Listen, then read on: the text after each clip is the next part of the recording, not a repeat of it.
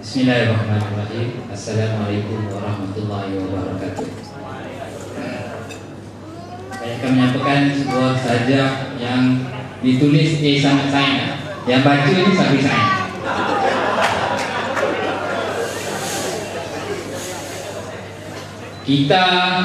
Kita datang ini hanya sebagai tetamu senja.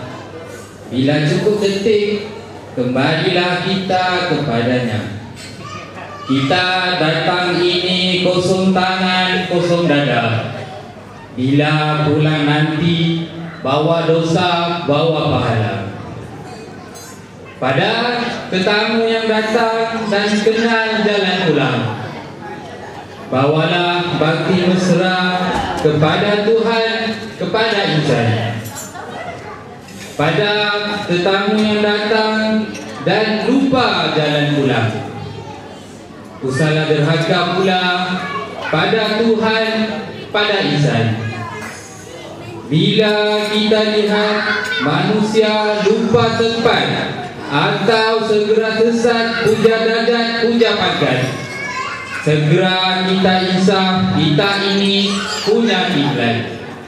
Segera kita ingat, kita ini punya tekad.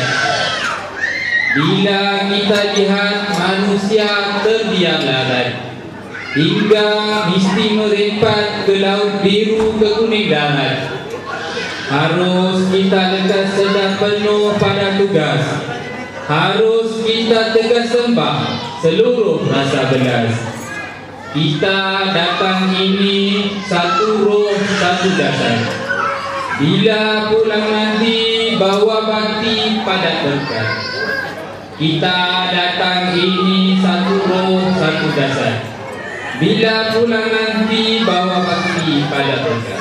Sekian, terima kasih.